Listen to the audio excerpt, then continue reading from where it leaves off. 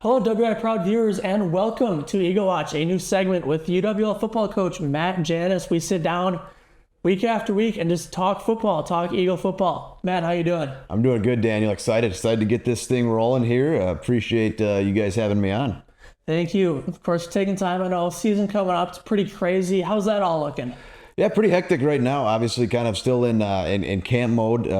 Camp's been going great. Are really happy with where we're at. Our guys kind of have their first day off today, so they're getting rolling here. It's we're excited.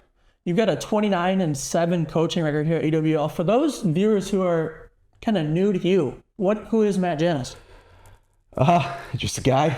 But no, I came to UW Lacrosse 2017 was my first season in UW Lacrosse. Always hard because we have the COVID season in the middle. So, as football coach, you count in seasons and really it's years. So I'm kind of going into my 8th year here at UW Lacrosse, but my 7th football season. I was the defensive coordinator here for 3 years and was fortunate enough to get the head coaching job in January of 2020. So kind of been 3 years into this.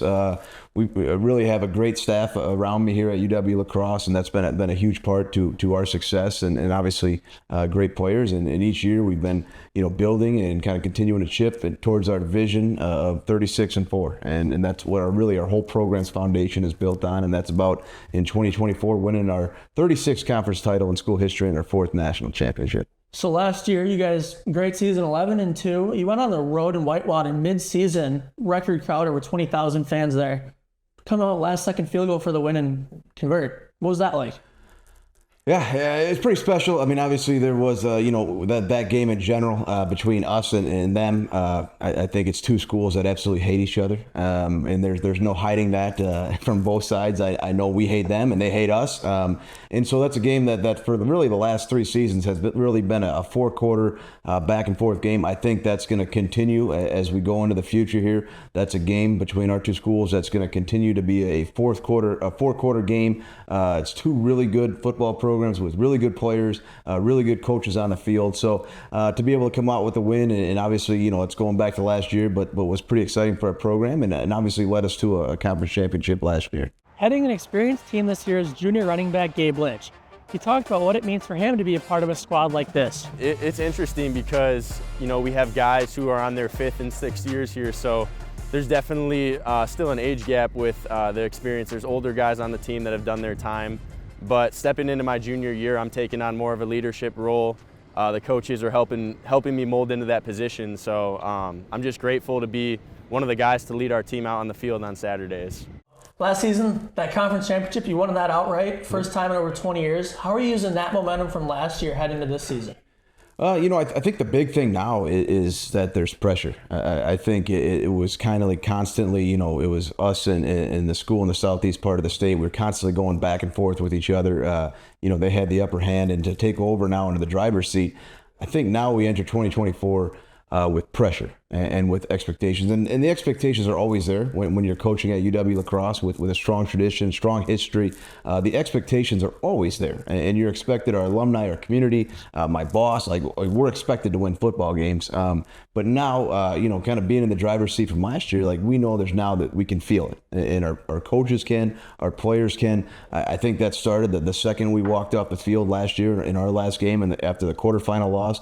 And it's built all throughout the offseason. And so, I tell our players and our coaches, you should want that. You should want the pressure. That means you got a good football team. And when you have that and you can feel it, and for teams that don't feel pressure, teams that don't have the expectation, the reality is that they're not actually in a chance to win a championship. So we're trying as a program in 2024 to embrace that pressure and to just take it one day at a time and to really just be ourselves. I mean, that's the biggest thing, is we can't let the pressure change who we are, change what we do as coaches, change who we are as players. So our players have done a great job so far in camp of understanding what that is and understanding the work ethic that they have to put in if they want to win another conference championship. So you talk a lot about that 36-4, the 36th conference title, 4th national title. Your non-conference schedule this season, you've said maybe the toughest in your coaching tenure. How are you going to use that non-conference schedule to kind of get momentum head into the season? Yeah, like for me, like, and I know certain coaches want to look at the non-conference schedule, and we have to start off with, it's a league-wide issue in Division III, is that our league, our conference, all schools in our conference are struggling to find Division III opponents to play us that are regionally. So if you look at the schedule of our whole entire league, I mean, we got teams that are traveling all over heck to find games so that we can fill up the 3 remaining games that we have to fill on our schedule, make it 10 games. So, for us, in the way I look at it, I want to play the best. I want to use the non-conference slate to get us ready for our conference season. And that's what we're doing this year. It's going to start it's going to start in Troy, New York. I think it's 18 hours away against a really good RPI team. One of the what I feel is one of the top teams from out east. I think they do some things on offense that are really going to stress our defensive schemes. I think they have a phenomenal, like, kind of a 4-2-5 defense that's playing a lot of split field coverage that's going to make it challenging, especially for our quarterbacks. So we're going to be tested there. And then for the next 2 weeks, we're going to play up a division, and we're going to play against the size and the speed at the Division II level, as we've done now since my head coaching tenure, so that we can get ready for what the WIAC football conference is going to be, and so that we can get ready for the size, speed, and physicality of the WIAC conference. And to me, that's what you use the non-conference slate for. We want to put ourselves in a position that we're ready to go, and that we've been challenged, whether it's not just from the player standpoint, but also from the coach's standpoint, that we're challenged as coaches, that we get a good look in the non-conference slate of who the 2024 football team is. Obviously, from a personnel standpoint, from a scheme standpoint, and you can't get that if you're playing cupcake opponents, or you can't get that if you're, not challenging yourself in the non-conference season. You don't make yourself better. Talking about that roster a little bit more, heading that experienced return group is Jack Studer, preseason All-American. How are you using somebody like Jack on or off the field? Well, it's pretty easy as a coach. I mean, you just say, get the ball to Jack. I mean, that's really what I've told Coach McGuire, find a way to get the ball to Jack. But really, we have a team we have a lot of depth on our team. It starts on the offense side of the ball, especially in our receiving core. I mean, we are 11 deep. We're guys that could be what we feel are number 1 receivers, and we feel like we have like 11 of them. So it is a deep running back room, a deep wide receiver room. We have, most importantly, we feel like we have some of the most depth on our offensive line that we've ever had.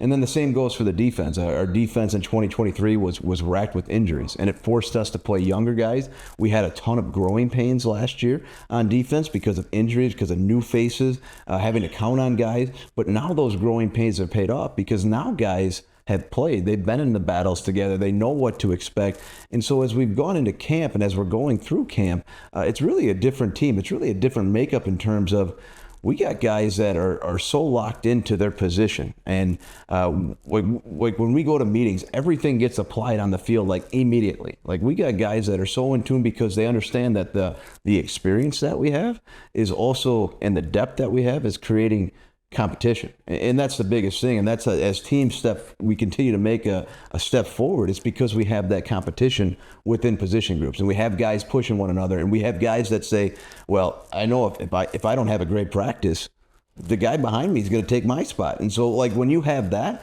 our team is going to constantly grow, and we're never going to plateau because there's complacency, or because, hey, I just won the job. Our team's going to keep going up on that slope, and that's what we're trying to do. We're trying to get our group ready to play our best football. Not right now. We're trying to get our group ready to play our best football when it matters, and that's in October, November, December, and hopefully, if all goes well, on January 4th of 2025. Lynch talked about what it means for him to be a part of a potential 3rd conference title in 3 years. That's just the expectation here, is to win our conference every year, win the conference championship. And, we're looking beyond that this year. Obviously, conference first, but we're pursuing that national championship. And talking about playing your best, you guys are a regular at this point in the top 10 in the coaches poll. You're ranked 6th in the preseason poll. How does that feel?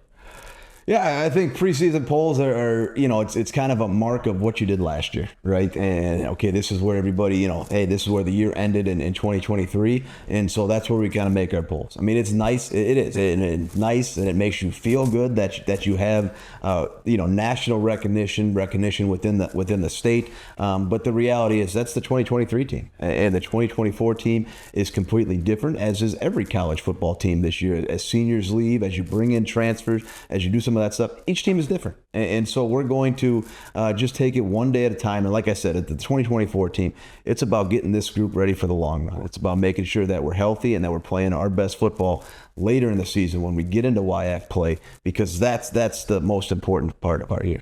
The Eagles are ranked 6th in the D3 preseason poll. Lynch talked about what it means to have the team ranked as high as they are. Yeah, we don't read too much into those rankings. I think a lot of teams are going to be surprised. I mean, we have so much talent on this team this year, so in depth. Matt, thank you for your time. A great first show. Viewers, listeners, thank you as well.